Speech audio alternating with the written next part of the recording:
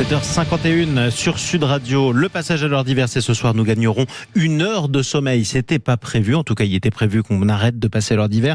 Mais ce sera toujours le cas. On a l'habitude de voir, évidemment, les jours se raccourcir, de rentrer dans la nuit quand on part et qu'on finit le travail tard le soir. Ce sera encore plus impressionnant à partir de demain. Bonjour Damien Daven. Oui, bonjour. Soyez le bienvenu sur Sud Radio. Vous êtes chronobiologiste à l'Université de Caen. Merci beaucoup de votre disponibilité de si bon matin, en plus en plein pendant les vacances scolaires. Quel impact cela a sur notre santé, la durée de la journée ensoleillée ? Plus on voit la lumière du jour, et mieux notre horloge se synchronise. Et c'est un facteur de qualité de vie et de bonne santé, en fait. Notre horloge centrale qui pilote, qui organise le temps physiologique, a vraiment besoin de cette lumière du jour pour fonctionner correctement. Alors, le changement d'heure avait été décidé dans les années 70 pour faire des économies d'énergie, allumer moins longtemps la lumière, notamment, c'était à l'époque.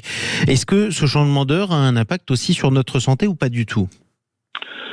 Alors, il a un impact surtout sur les personnes fragiles.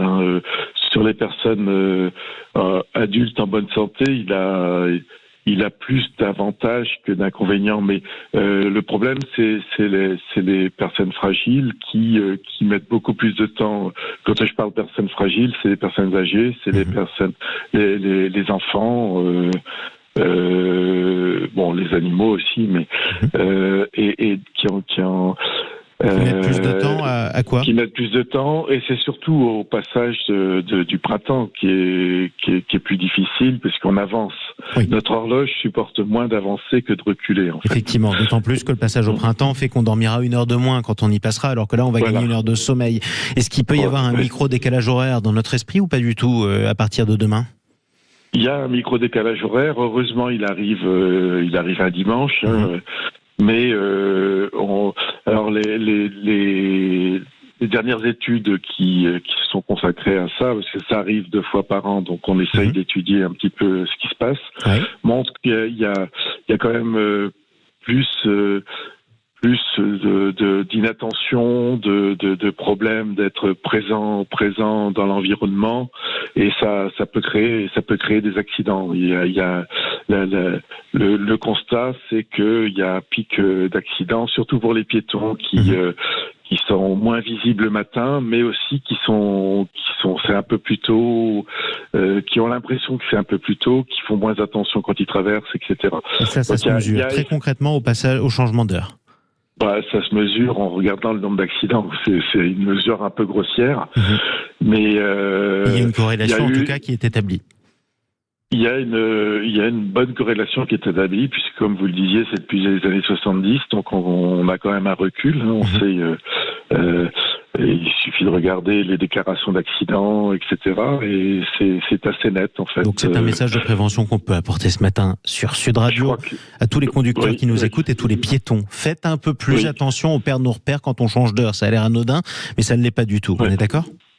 Tout à fait. Et puis d'autant plus que demain matin, il fera beaucoup plus noir quand on va prendre le volant, quoi. Exactement. Autre question pour le chronobiologiste que vous êtes, et elle est importante, c'est la période de la Toussaint, c'est-à-dire la période des vacances scolaires. Au-delà du fait que nos petits bouts de choux qui sont pas à l'école vont gagner 1 heure de sommeil, il va falloir qu'ils reprennent dans quelques jours les chemins de l'école. Comment on fait pour les garder dans un bon rythme ?